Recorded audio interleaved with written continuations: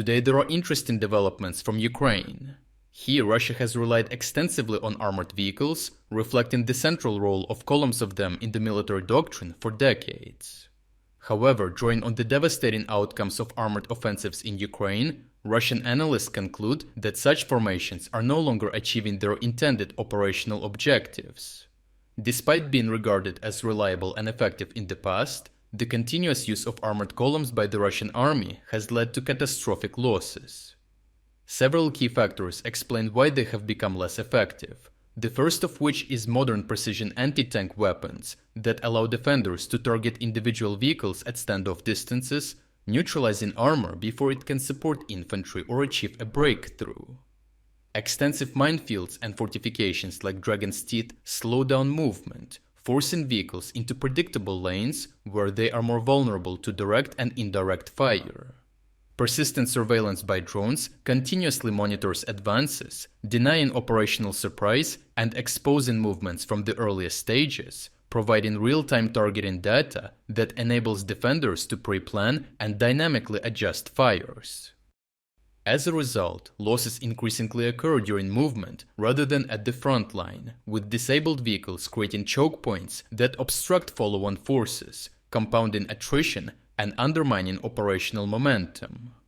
Together, these factors create a clear pattern in which mechanized assaults are detected early, tracked in real time with no chance to hide, and addressed systematically while still en route to their targets. Additionally, the repeated use of the same axis of advance by the Russian command further reinforces this attrition, turning rear areas into kill zones, deciding the outcome of mechanized assaults long before reaching the front line. Geolocated footage from a recent Russian assault near Hulyepole confirms this, showing how two infantry fighting vehicles, transporting approximately 14 Russian soldiers, attempted to exploit fog to mask their advance. The assault was detected during the dismount phase, and infantry from the 225th Separate Assault Regiment, operating with FPV drone support, engaged the enemy. The initial strike disrupted the dismounting of the infantry and effectively halted the attack. Over the course of approximately 1 hour, both vehicles were destroyed and the Russian assault group was systematically neutralized through a combination of small arms fire, drone-dropped munitions, and indirect fire support by artillery. Additional footage demonstrates a similar outcome involving other Russian forces in the same sector. In this instance, a Russian column attempting to advance toward the front line was detected using thermal imaging reconnaissance drones operated by the Ukrainian 412th Nemesis Brigade. Once identified, the column was engaged by its operators, who employed kamikaze drones to immobilize the vehicles. Follow-on strikes using drone-dropped munitions completed the destruction of the column, preventing the Russians from reaching their intended positions and reinforcing the pattern of early detection and interdiction during movement.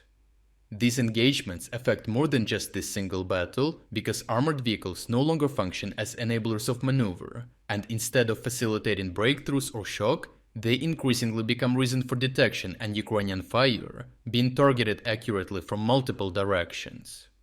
Using armor now makes them more vulnerable instead of stronger, and it forces their movements to be slow and predictable, while creating bottlenecks where losses accumulate without the achievement of any operational gains.